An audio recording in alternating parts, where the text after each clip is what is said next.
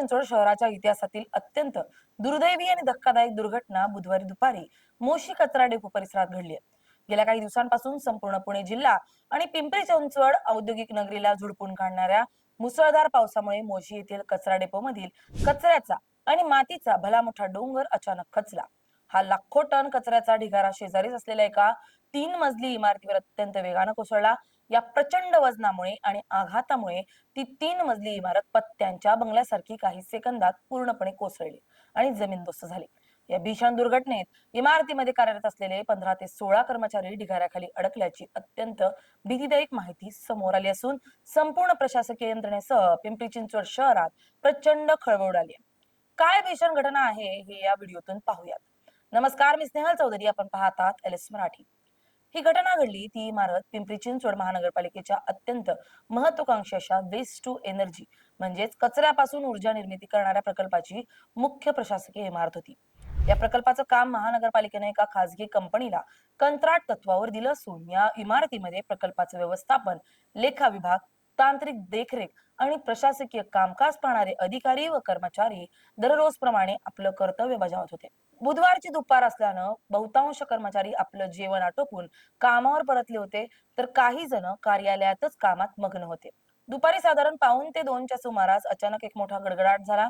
सुरुवातीला कर्मचाऱ्यांना वाटलं की ढगांचा गडगडाट होतोय, परंतु अवघ्या काही सेकंदातच कचरा डेपोच्या बाजूने लाखो टन ओला कचरा, चिखल आणि मातीचा ढिगारा थेट इमारतीच्या दिशेने सरकत आला.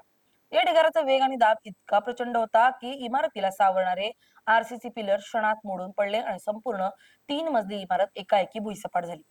घटनेची माहिती मिळताच संपूर्ण परिसरात एकच हाहाकार उडाला. मोशी आणि आसपासच्या परिसरातील नागरिकांनी तात्काळ घटनास्थळाकडे धाव घेतली. कचऱ्याचा दुर्गंध, चिखल आणि मुसळधार पाऊस यामुळे सुरुवातीला स्थानिक नागरिकांना मदत कार्यात प्रचंड अडथळे येत होते. दुर्घटनेची भीषणता पाहून स्थानिक पोलिसांनी तात्काळ पिंपरी चिंचवड महापालिकेचे मुख्य अग्निशमन दल आणि आपत्ती व्यवस्थापन विभागाला पाचारण केलं.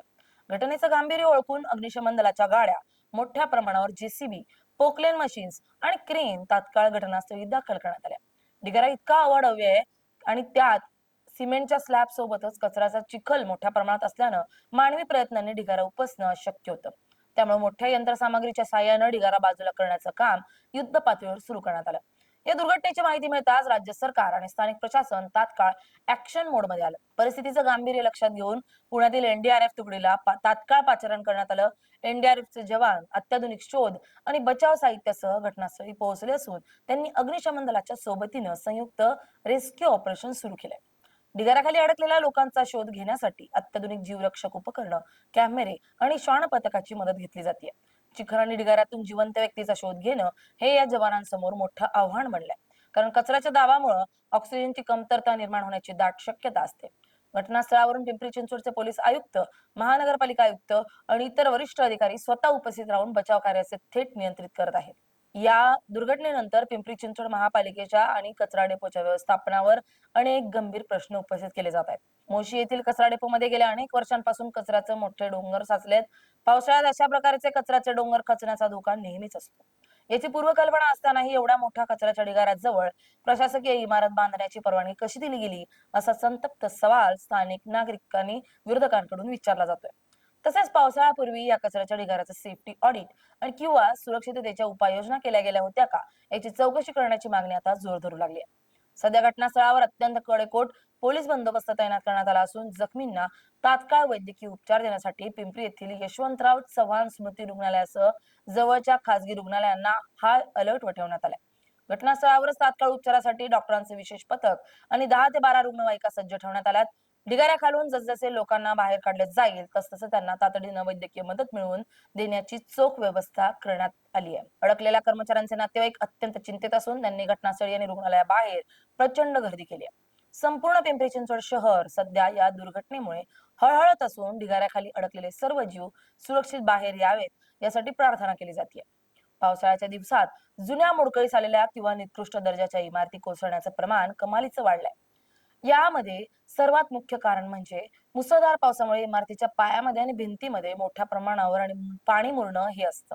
जेव्हा दीर्घकाळ पाऊस पडतो तेव्हा जमिनीची पाणी शोषून घेण्याची क्षमता संपते आणि इमारतीचा पाया कमकुवत होतो. जुन्या इमारतींचं कॉन्क्रीट आणि विटा पाणी शोषून घेतल्यानं जड होतात, ज्यामुळे इमारतीचं एकूण वजन प्रचंड वाढतं. जर इमारतीचं बांधकाम जुनं असेल किंवा त्यात गळतीची समस्या असेल तर आतील लोखंडी सळ्यांना गंज चढतो, त्यामुळे भिंतीची आणि पिलरची भार पेलण्याची क्षमता संपते आणि कोणतीही पूर्वसूचना न मिळता अशा इमारती पत्त्यासारख्या कोसळतात. या नैसर्गिक कारणांसोबतच मानवी चुका आणि नियोजनाचा अभावही या दुर्घटनांना तितकाच कारणीभूत ठरतो. शहरांमधील अनधिकृत बांधकामे, निकृष्ट दर्जाच्या साहित्याचा वापर आणि इमारतींचं वेळेवर न केलं जाणारं स्ट्रक्चरल ऑडिट यामुळे पावसाळ्यात नागरिकांचा जीव धोक्यात येतो. अनेकदा इमारतींच्या छतावर किंवा आजूबाजूला पाण्याचा निचरा होण्यासाठी योग्य व्यवस्था नसते, ज्यामुळे पाणी साचून राहून इमारतीला कमकुवत बनवतं.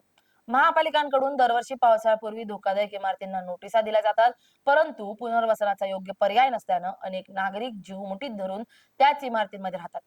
मोशी सारख्या घटनांमध्ये तर डोंगराची माती किंवा कचऱ्याचे ढिगारे खचून सुरक्षित इमारतींवर कोसळल्याचं दिसतं. जे बदलत्या हवामानात डोंगराळ आणि साचलेल्या भूभागाजवळ बांधकाम करताना किती गंभीर धोका आहे हेच पुन्हा दिसून आले. Bureau report, LS Marathi.